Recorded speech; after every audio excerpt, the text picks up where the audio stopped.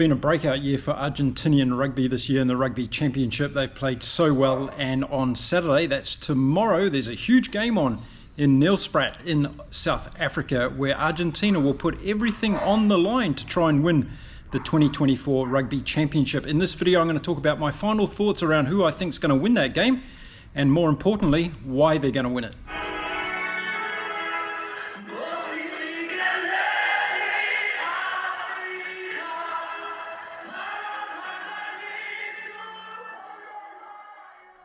G'day everyone, and welcome to Inside Rugby with Mark. If you haven't been here before, my name is Mark. I'm a retired Kiwi bloke who's a huge rugby fan living here in beautiful Cancun in Mexico.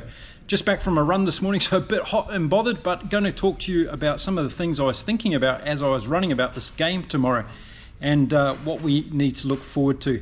Now, first of all, Argentina's had a fantastic year, and one of the things I've been really impressed with them is the way that they've been able to score points. In 3 of their 5 games so far, they were able to score 67 points against Australia. They scored 38 points against the All Blacks, and they put on 29 points last weekend against South Africa. So to me, that shows that Argentina's gone to another level this year in the Rugby Championship. They're able to put points onto these big teams in World Rugby, get through their defences, and be consistent in terms of putting on more than 20 points a game. Now, when it comes to this, I think it's very important to remember that if you're scoring that many points, then the opposition needs to get through your defence. And I think what we've seen from Felipe Contepomi's team so far this year in the championship is they've been able to really up their defensive line on different occasions. I think they did really well in that first game against the All Blacks back in Wellington. And even though many of you thought the All Blacks didn't play very well that day, the Argentinians were still able to put in a good defensive effort. They did extremely well against Australia in their first game, which they lost by that 1 point, but they were very big in defence in that game, and it showed that they were growing in stature and belief with their defensive pairings. And ironically enough, one of the games where I was most impressed with the Argentinian defence was when they actually got beaten by the New Zealand All Blacks at Eden Park. That was a game of 2 halves, and if you watch the game again like I have on a couple of occasions now, you'll see that in the second half, the Argentinian defence really stood up and they really started to make a difference. And a lot of that goes down to their bench and how well their bench is playing. And we saw that last week against South Africa as well. So, of course, everybody talks about the bomb squad and South Africa's brilliant opportunity to bring that group of players on late in the game. But maybe we're missing out looking at what some of the other teams are doing and how impactful their benches are. We've seen it with the All Blacks that they're not having a big impact on the bench. Australia had a really good impact off the bench last weekend against the All Blacks, and that made the difference in that game, I think, or nearly did for Australia. And Argentina's bench last weekend was outstanding against the Springboks to keep them out in the last 20 minutes of that game. So again, this weekend we're seeing Contepomi play around with his bench, and this is a really interesting thing. We're seeing Pablo Matera and Cinti, both players that you'd expect to see starting this game. They're going to be on the bench for this game tomorrow. And for me, that's a really good move by Felipe Contepomi. Now, we've seen some of those changes as well because we've got a couple of injuries within the Argentinian team. Thomas Lavanini is back and he's going to be up against Eben Etzebeth. This is a really interesting thing that I think we need to watch out for. We all know how temperamental Lavanini is. And if he gets a yellow card in this game, it's going to be a big problem for Argentina.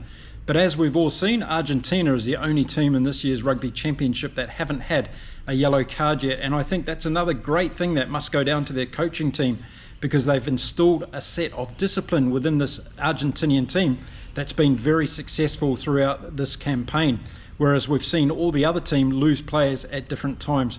So if Lavanini in particular, along with the rest of the Argentinians, can keep 15 players on the field in this game in South Africa, that's going to help them immensely just to start off with. But keep your eyes on Lavanini. He's going to be really important. Now, without Marcos Creamer there, we're going to see Juan Martin Gonzalez playing in the number 6 shirt. And this is going to be an interesting change for Argentina. He's a great back rower, this guy. He's a really good runner in general play. And expect Gonzalez to make a big difference in this game. We're going to see Oviedo back again at number 8. Some of the things that I've been seeing with the Argentinian team, if we look at the Springboks now, they're back home. They've got a lot of players that have been rested from last week. They've got that big front row in again, and I think that's going to make the first difference. We're going to see Eben Etzebeth and Ruan Nortje, probably the 2 best players in the locking position in form at the moment for the Springboks, and I think that's going to suit them really, really well.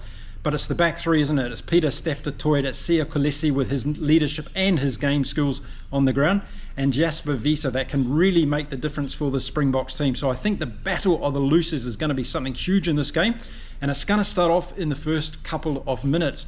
Argentina are not going to want to get behind in this game like they did in Argentina. 17 points to nil. They left themselves a lot of work to do to come back in that game. Now it's going to be pretty warm again for this game in Neelsprat on Saturday, but it's not going to be as hot as it was in Argentina last weekend. So I think that's going to help both teams out. Argentina are going to have to look for a much better start to this game. It's an area of their game that concerns me a little bit. If you look at what happened against New Zealand at Eden Park, the All Blacks just opened the floodgates in that first half and scored a lot of points, as did South Africa last weekend. So Argentina need to put a plug in the hole in the boat when it comes to their defense in the first half. If they're able to do that and we get to half time and it's a close game, I think this is going to be a bit of a cliffhanger. But I can really see that South Africa are going to put all the pressure on in the first half. We've got Manie Libbok starting for the Springboks. I think this is a great move by Rassie Erasmus. It's giving him a lot of confidence to start the game. From a kicking point of view, we might see a couple of different variations from the Springboks. And of course, Handré Pollard is on the bench, so at any time, Rassie can bring him on and settle the game down if that's what's required. But with Manie Libbok starting this game, I'm looking for an open, expansive game from the Springboks. They're going to try and do what they did last weekend by put a lot of points on Argentina in the first half, but they must be more clinical in the second half. And if they're able to do that, then I see the Springboks having a comfortable win in this game. Another thing that comes down to for me in this game is whether or not the changes that Argentina have made, some of them have been forced, other are tactical, are actually going to work in this game. And I think that's all going to become very obvious in the last 30 minutes. So if the Springboks do bring on this 5-3 bench and have a big impact, I think the Argentinians can match it to some degree. I really like the thoughts around having Matera and Sinti on the bench. I reckon this is going to be closer than some people think. Again, I think it's all going to be dependent on the first half. If the Springboks get away to a good lead like they did last week, I think they're going to be more clinical in the second half because they've got Handré Pollard to come on, Lucano Arm, and they can settle the game down a lot better in the second half than what they did last weekend. You know, a lot of people are saying no matter what happens tomorrow in this game for Argentina, they've had a fantastic Rugby Championship. There's no doubt about that. But I believe that won't even be in their mind. They'll be going out with the mindset that they want to win this game, that they believe they can win this game, and they're going to throw absolutely everything at the Springboks to try and win it. I think that's the mentality we're now seeing in this Argentinian team in 2024. Now, if we look at the world rankings, if they do have a win and comprehensive win, they can get up to number 4 in the world. That was a little bit faster than what I had been predicting in my previous videos. But I tell you what, I've been really, really impressed with this Argentinian team. There's no doubt about it. In the top of world rugby now, we have another team that can go consistently against the top teams and put them under a lot of pressure. Now, we've seen this year that going to South Africa to play against the Springboks in their own backyard is a very difficult task. Just ask the All Blacks and Razor Robertson about that. They weren't able to do it. So the Argentinians have got one shot at this in South Africa this year, and I'm sure they're going to make every post a winner if they can. But for me, my pick is on the Springboks. I think over 80 minutes, they've just got too much firepower. And with Pollard coming off the bench, I think that could be the difference for the Springboks in terms of being able to control the game. Discipline's going to be a big thing. So let's watch out and see whether the Springboks get any yellow cards in this game. Because once again, things like that give the momentum to the opposition. And that's exactly what Argentina hunted on last weekend. They were able to score 2 of their tries when Ardensa was off the field last weekend. And that was a pivotal moment, I thought, in the comeback of Argentina for last weekend. If the Springboks don't have any discipline issues this weekend, they keep their penalty count down quite a bit, then that will help them going a long way to winning this game. On the other hand, it's not just yellow cards that Argentina need to look out for. They need to be wary of giving away too many penalties. That has been a big thing across their Rugby Championship. So I'm sure Contaponi was been talking to the team about making sure they don't give away those unnecessary penalties, particularly at the breakdown area. And with Peter Steph-Toy in the game tomorrow, I think this is going to make a big difference because it's going to put a lot more pressure on the breakdown area. He's fantastic at getting the ball out at speed. And don't forget what Pieter-Steph du Toit also brings from a line-out perspective as well. It's going to give something to Argentina to have another look at and try and challenge in this particular game. And that's probably why we've seen Lavanini put in there, because he can be quite disruptive at line-out time. He's got to make sure he doesn't go over the edge of the law though and cause problems as far as penalties and even potentially yellow cards for the Argentinians.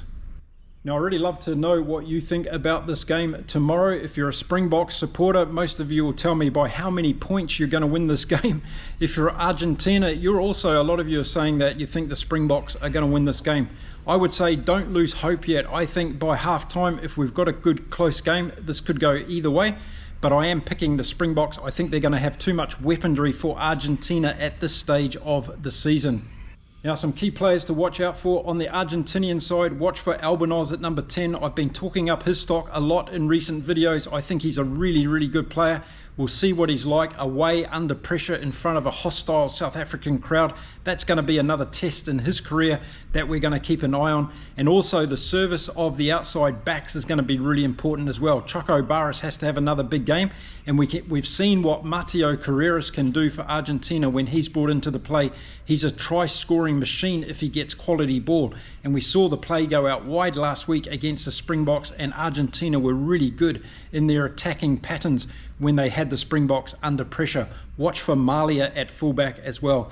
The front row for Argentina is going to be up for a huge game. Gallio, Montoya and Scarvi. We're going to have to make sure that they put in their best effort because that Springbok front row is absolutely incredible. And when South Africa brings on the likes of Malcolm Marx and Steenkamp and Vincent Koch, it doesn't go down in terms of quality. So Argentina have to make sure they're on their mettle all the time. The lineouts are going to be interesting for me. Have Argentina got enough options in the lineout? That's going to be one thing. South Africa, in my mind, does. But I think Argentina might run up a little bit short. So watch out for their lineouts being contested by the Springboks in this game.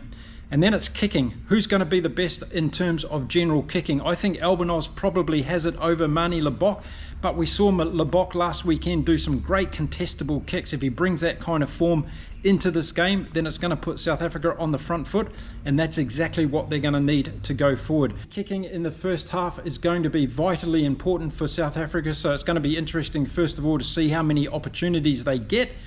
And who's actually going to take the kicks? That's going to be the other thing. Is Manie Libbok going to be given the confidence to go ahead and do it?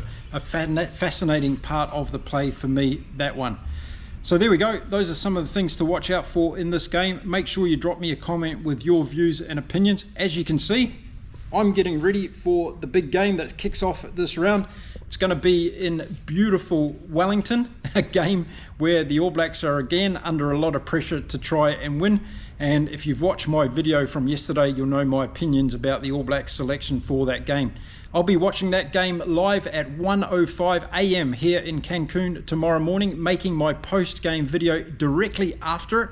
So watch out for that. And then I'll be backing up to watch the South Africa versus Argentina game early hours of Saturday morning here, and then giving you my post-game video after that. So plenty of content to come. If you want to support me because I'm staying up all night to produce videos for this channel, then here's 5 ways for you to do that. I'd be very appreciative of if you select one or more of these ways to support me here on YouTube. Okay folks, that's it for this particular video. Time to go and have a shower and cool down after my run. Get ready for the big weekend of rugby. Don't forget it's round 6 of the 2024 Rugby Championship coming to you live here on Inside Rugby with Mark.